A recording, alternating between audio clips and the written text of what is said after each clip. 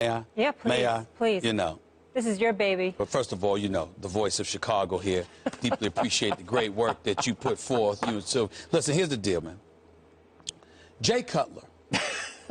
You know, this dude, I don't know how y'all do it. I applaud you for going to work every day having to talk about this dude. I mean, I just think he is the worst. And I'm not talking about his talent, because I know as a physical talent, I know he's got all the tools. But the reason I've called him the worst when it comes to quarterbacks in the NFL, Tom, is because I find him to be leaderless. I find him to be non-inspirational. A matter of fact, he's like, I mean, I don't even know what to consider him. He's like he drains and sucks the life out of a franchise as far as I'm concerned.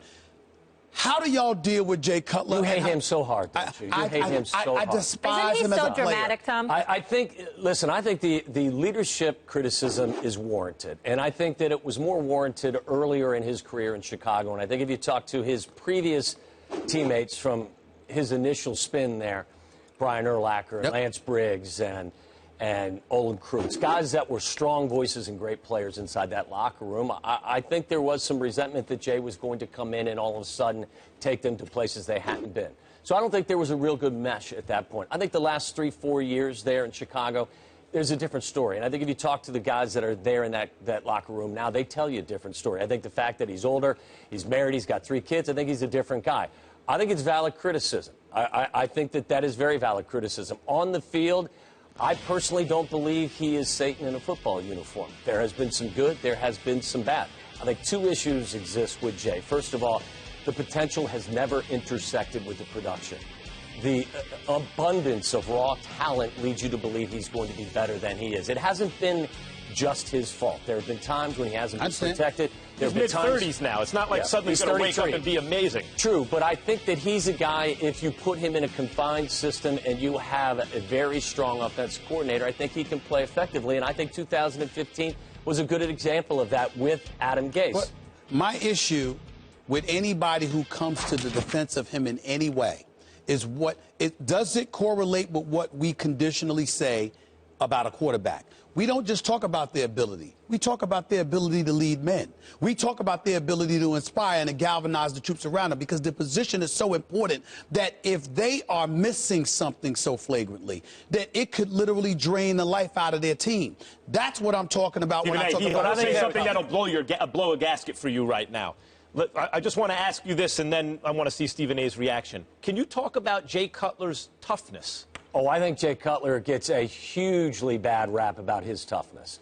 And I think if you ask players who did not actually see eye to eye with him in that locker room, and Brian Urlacher is a good example. Maybe Brian and Jay didn't see eye to eye on a lot of different things. We have Brian on our radio show weekly during the football season back in Chicago, and Brian will attest to Jay Cutler's toughness. That is one thing, Stephen A., with all due respect, that I do not agree with you on. I believe Jay Cutler has lived through some horrendous football beatings on the field. I think 2 years ago he came back from a torn groin in just a week. I know this is an issue that probably my stance isn't popular, but his toughness is something I have never ever questioned. Well, before we get into that, would you please show the video? I mean, the NFC Championship game, what is it, 2010? All right, when it's 2010. Oh, no. Now, he couldn't backpedal in the pocket, but he could damn sure pedal on a bicycle. Now, let me tell you something, Tom. Do you think that's an athletic move on a bicycle? Excuse me. Well, yeah. Excuse me. You trying to tell me it's a Super Bowl berth on the line, and you can't backpedal in the pocket, but you can get on a bicycle? Let me ask you, I think it's a dangerous thing to do, to look at somebody's injury and then project what they can and they can't do. Fair enough. Let me ask you a question. Yes, sir. Le'Veon Bell, we all think he's a great player and a tough guy. Yes. Tapped out after a series and a half in the AFC title game with a groin injury. I don't think that he tapped Running back is different than a quarterback. You know that better than me, Tom. I know, but you have to, Stephen A., you have to have your base to throw the football. I'll give you another one. Same year, Maurice Jones-Drew, great player, tough guy. Missed the final 2 games of that season when his team was in a playoff chase. Another running back. Come on. I'm going to have to listen. Steph Curry missed time last year in the postseason with the same injury. Wait a minute. I'm deferring, my man. I'm deferring. I understand what you're saying. I'm saying to you, am I wrong to tell you you can't compare running backs to a quarterback? Oh, I think you're undervaluing the importance of the base of a quarterback that has to set and turn. All of your power as a quarterback comes from your core. If you don't have a solid base, you've got no chance. But that's where I'm going. I'm I'm saying to you, what's your alternative? Who is your backup? I think it was Caleb Haney. Yeah, Caleb Haney. Who gives you the best chance to win? Who gives you the best? Are you trying to tell me Caleb Haney gives you a better chance? I think it's a dangerous assertion to say a guy who's been a competitor his entire career tapped out and couldn't play because he wasn't tough enough. Listen, you and I will debate till the cows come home. I never, ever said that Jay Cutler wasn't tough because I know offensive lines. He had played with suspect offensive lines for years, and he was getting beat up. He was on suicide watch. I never questioned the toughness overall. I do bring up that particular moment, though, because you and I will disagree forever. My dad's 72 years old. He can ride a bicycle like that, but he can't stand in the pocket and backpedal. Well, I understand, but hold on. But I guarantee you, if your daddy was 33 years of age and had the same injury and it was a Super Bowl berth on the line, I think if Tom Waddle had the same injury... I think that's a dangerous comparison. Tom, Listen, does Phillip Rivers dig out of that game? I live dangerously.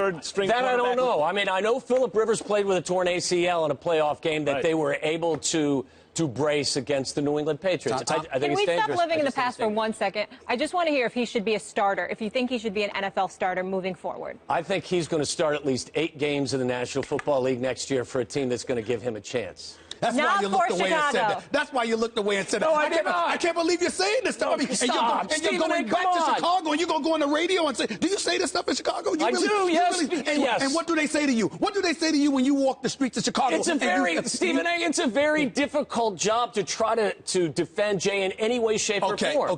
I admit that, and I'm telling you that he hasn't been the quarterback that everyone in Chicago expected him to be. I know that. I know you get that, but I asked you a direct question. I'm talking about the incident that we were talking about in 2010, and what you're saying, it's hard to gauge all of this other stuff. I'm saying you go on the air and say that stuff? Absolutely. And what do they say to you, Tom? What do they say to you? You know what they say? They say, Tom, you should know because you actually played. Okay. I didn't mean it directly at you. No. I'm saying, but the callers call me and say, all I know is that bicycle did look look kind of hard to me. That looked kind of you guys are ridiculous. Let me be real. That's fair. Backpedaling with pass rushers coming at you versus, please. I don't even mind, even if you were calling me out. But I wasn't. You know I wasn't calling you out. I'm good with it because you did play and I did not. But what I asked you was the fans. You're trying to tell me that great sports town that is the city of Chicago. Been defending so in other words, they'll pick up the phone and call your show, and you're trying to tell me what they say to you is, oh, you played, we didn't. No. What they say is they have the same perspective, and I tell them, I suggest to them that I think it's very dangerous for you to believe or come to the conclusion that Jay was capable of stepping back into that game and playing at that level. Let me tell y'all something. Y'all keep having the attitude all you want. You might as well keep Jay Cutler. You'll keep losing. I don't think that's going to be the case. 8 games next year. He's damn right because he's gone. If it doesn't work out with Jay, guess what? We got the NFL draft. Tom, so good to see you.